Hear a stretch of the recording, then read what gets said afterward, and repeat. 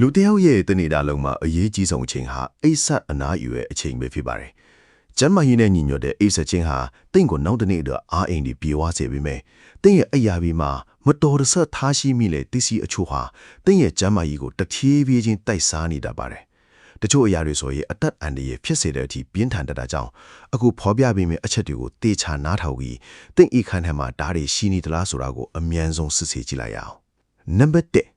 ဖုန်းtablet နဲ့လျှက်ဆက်ပစ္စည်းများ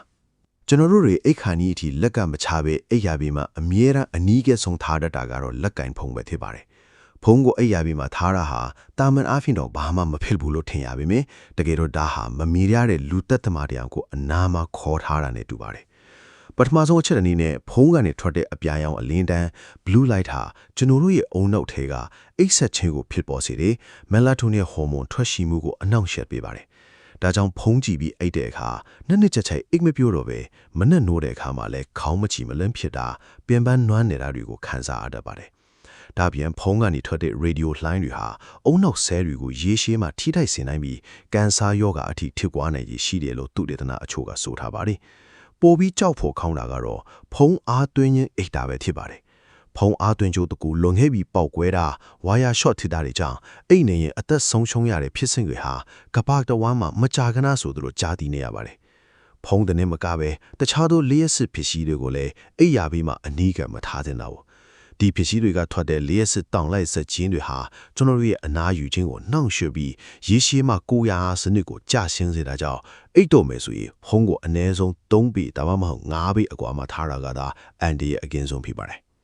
်နံပါတ်2ရေမွေးဓာတုဗေဒပစ္စည်းများနဲ့လေအေးဘေးဖြန်းစည်းများအိတ်ခမ်းထဲမှာမွေးပြန်နေအောင်ဒါမှမဟုတ်လေတုထန်ရှင်းအောင်ဆိုပြီးလေအေးဘေးဖြန်းစည်းတွေရေမွေးပလင်းတွေဒါမှမဟုတ်အနှံ့ပြင်းတဲ့ဓာတုဗေဒပစ္စည်းများကိုအိယာဘေးမှာအမြဲတမ်းအနီးကပ်ထားတတ်ကြပါတယ်ဒါဟာကြည့်ရတာအန်ဒီမရှိသလိုထင်ရပေမဲ့တကယ်တော့ကျွန်တော်တို့ရဲ့အသက်ရှူလမ်းကြောင်းကိုတဖြည်းဖြည်းချင်းဖျက်ဆီးနေတာပါ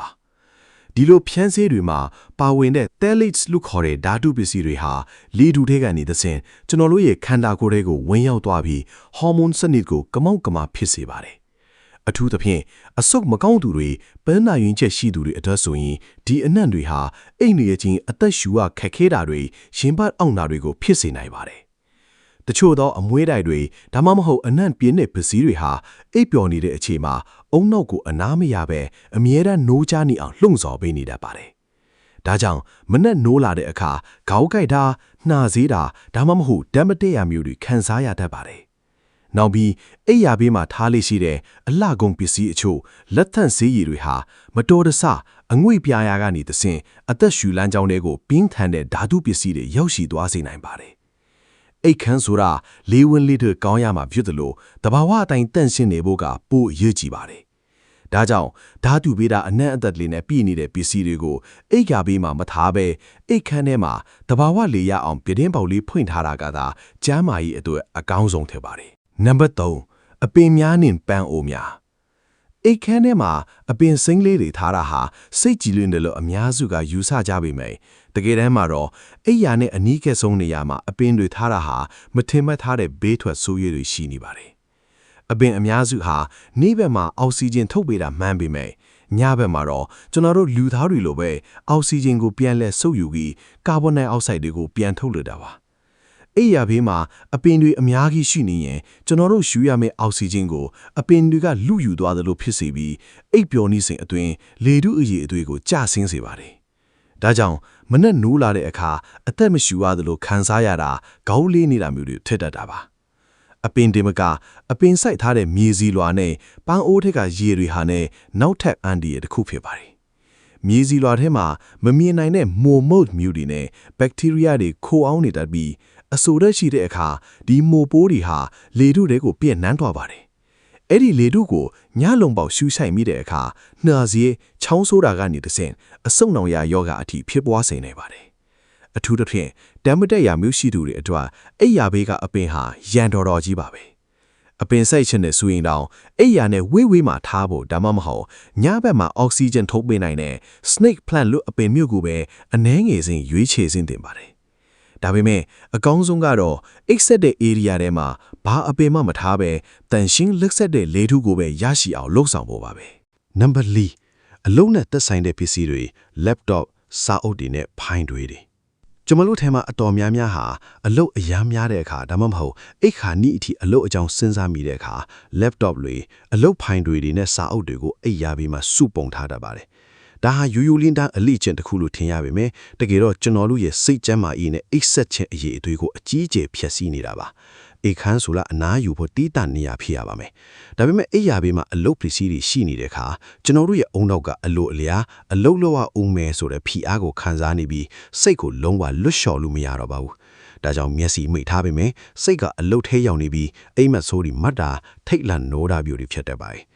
ဒါဒီယန် laptop လိုလျှက်စစ်ပစ္စည်းတွေဟာဖုန်းတွေလိုပဲလျှက်စစ်တောင်းလိုက်လိုင်းတွေထုတ်လွှတ်တာနဲ့တကြိုင်နဲ့အိယာပေါ်မှာတင်သုံးတဲ့အခါဆက်ရက်အပူရှိန်ကြောင့်နီးလောင်ကျွမ်းမှုအန်ဒီရလည်းရှိနိုင်ပါတယ်။စာအုပ်အဟောင်းတွေနဲ့စာရွက်စာတမ်းတွေမှာလည်းကျွန်တော်တို့မမြင်ရတဲ့ဖုံမုတ်တွေနဲ့ပိုးမွားတွေကပ်ညီနေတတ်ပါတယ်။အဲ့ဒီဖုံမုတ်တွေဟာအိပ်ပျော်နေစဉ်အသက်ရှူလမ်းကြောင်းထဲကိုရောက်တော့ပြီးနာစေးချောင်းဆိုးတာမျိုးတွေနဲ့အသက်ရှူလမ်းကြောင်းဆိုင်ရာပြဿနာတွေကိုဖြစ်စေတတ်ပါတယ်။အလုံနဲ့အနားယူခြင်းကိုစနစ်တကျခွဲခြားထားမှသာအုံနောက်ကအနားရမှာဖြစ်လို့အလုတ်ပစ္စည်းတွေကိုအိယာကဝေးဝေးမှာပဲထားသင့်ပါတယ်။အိခန်းထဲကိုအလုတ်ကိစ္စတွေလုံးဝမယူလာတာကစိတ်တော်ကိုယ်တော်ကြားမစေမဲ့အကောင်းဆုံးနည်းလမ်းပါပဲ။ Number 5အစားအစာအကျွမ်းကျန်းနေနဲ့ရေဘူးလင်းဟောင်းတွေကျွန်တော်တို့တွေအိတ်ခါနီးမှာမုံစားတတ်တာဒါမှမဟုတ်ရေးစားမှာစိုးလို့ဆိုပြီးအိယာပြီးမှအစားအစာတွေရေဘူးလင်းတွေကိုအမြဲတမ်းအဆင်သင့်ထားတတ်ပါတယ်။ဒါပေမဲ့အိယာပြီးမှအစားအစာအကျွမ်းကျန်းနေရှိနေတာဟာပိုးခပ်ကြွက်တွေကိုဖိတ်ခေါ်နေတယ်လို့ပါပဲ။ဒီပိုးမွားတွေဟာအိပ်ပျော်နေစဉ်အတွင်းကျွန်တော်တို့ရဲ့ခန္ဓာကိုယ်ပေါ်ကိုတက်လာနိုင်တော့တယ်မကဘူးသူတို့စီမှာပါလာတဲ့ယောဂပိုးမွားတွေကိုအိယာခင်းနေတဲ့ခေါင်းအောင်တွေပေါ်မှာပြန့်နှံ့စေပါတယ်။အကျူးသဖြင့်ကြွက်တွေစီကကူးဆက်တတ်တဲ့ပြင်းထန်တဲ့ယောဂတွေဟာအိပ်ပျော်နေစဉ်အတွင်းကျွန်တော်တို့ရဲ့ကြာမာကြီးကိုချင်းချောင်နေတာပဲဖြစ်ပါတယ်။နောက်ထပ်တတိမထားမိတဲ့အချက်ကတော့ဖွင့်ထားပြီးစားရေဘူးလင်းဟောင်းတွေပဲဖြစ်ပါတယ်။ရေကိုတငုံတောက်ရတဲ့ကျွန်တော်တို့ရဲ့တသွေးထဲမှာပါတဲ့ဘက်တီးရီးယားတွေဟာဘုံထဲကိုရောက်သွားပြီးအခန့်အပူချိန်မှာအလင်းအញ្ញံပွားများလာတတ်ပါတယ်။နောက်တနေ့မနက်မှာအဲ့ဒီရေကိုပြန်တောက်တဲ့အခါဘက်တီးရီးယားအများအပြားကိုပါမြို့ချလိုက်သလိုဖြစ်သွားတာကြောင့်ဘိုက်အောက်တာဝမ်းပြတ်တာတွေဖြစ်စေတတ်ပါတယ်။ဒါပြည့်အရာဘေးမှာရေခွတ်တမမဟုတ်ရေဘူးလင်းကိုအဖုံးသေးချမပိတ်ပဲထားရင်လေလေထက်ကဖုံမုံတွေနဲ့ပိုးမွာတွေကြာရောက်နိုင်ပါတယ်။ဒါကြောင့်အရာဘေးမှာအစားအစာတွေလုံးဝမထားဖို့နောက်ရေတောက်ချင်းရင်လေအဖုံလုံနဲ့ပတ်သက်တန်ရှင်းတဲ့ဘူးလင်းကိုပဲအသုံးပြုပြီးနေ့တိုင်းလဲလဲဖို့လိုအပ်ပါတယ်။ Number 6ဆေးဝါးတွေနဲ့ဓမ္မလဲတော့အနံ့ပြင်းတဲ့အရာတွေနောက်ဆုံးအချက်အနေနဲ့ကတော့ကျွန်တော်တို့အလွယ်တကူတောက်လို့ရအောင်ဆိုပြီးအိယာဘေးစပွေးပေါ်မှာတင်ထားတတ်တဲ့ဆေးဝါးမျိုးစုံပါပဲအကွက်တခဲပြောက်ဆေးအိတ်ဆေးဒါမှမဟုတ်တခြားသောယောဂကုဆေးတွေကိုအိယာဘေးမှာစုပွန်ထားခြင်းဟာမတော်တဆဘေးထဆိုးကျိုးတွေကိုဖြစ်စေနိုင်ပါတယ်အထူးသဖြင့်ညာဘတ်အမောင်ထဲမှာအိတ်ချင်မှုတူနဲ့ဆေးမားတောက်မိတာဆေးပမာဏ dose မားပန်တောက်မိတာမျိုးတွေထက်တက်ပြီးဒါဟာအသက်အန္တရာယ်အထိစိုးရိမ်ရတဲ့အခြေအနေမျိုးရောက်သွားနိုင်ပါတယ်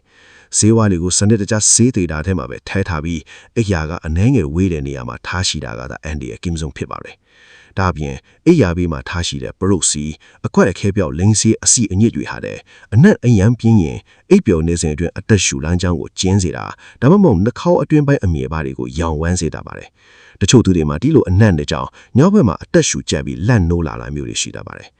အိတ်ဆက်ချင်းဟာခန္ဓာကိုယ်ကိုပြုပြင်ထိန်းသိမ်းတဲ့အချိန်ဖြစ်လို့လေးထုဟာအတက်နိုင်ဆုံးတန့်ရှင်းနေဖို့လိုပါတယ်။ဒါကြောင့်မလိုအပ်ပဲဆေးဝါးတွေကိုအိပ်ရာဘေးမှာအမြဲတမ်းတင်မထားသင့်ပါဘူး။မိမိရဲ့အိတ်ဆက်ပတ်ဝန်းကျင်ကိုတန့်ရှင်းပြီးဘေးကင်းအောင်ထားရှိခြင်းဟာ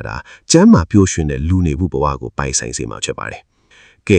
အခုပြောပြခဲ့တဲ့အချက်လေးတွေကိုသတိထားပြီးကိုယ့်ရဲ့အိတ်ခမ်းလေးကိုကျန်းမာရေးနဲ့ညီအောင်စစ်ဆေးကြည့်လိုက်ပါဦး။ဒီအချက်လက်လေးတွေကမိတ်ဆွေတို့အတွက်အကျိုးရှိမယ်လို့မျှော်လင့်ပါတယ်။ကိုယ့်ရဲ့သင်္ကေတချင်းကနဲ့မိသားစုဝင်လေးပါတီးအောင်လို့ဒီဗီဒီယိုလေးကိုမျှဝေပေးဖို့မမေ့နဲ့အောင်နော်အဆုံးထိကြည့်ပေးလို့ကျေးဇူးတင်ပါတယ်အားလုံးပဲနှစ်ကြိုက်အိပ်ပျော်ပြီးကြမ်းပါကြ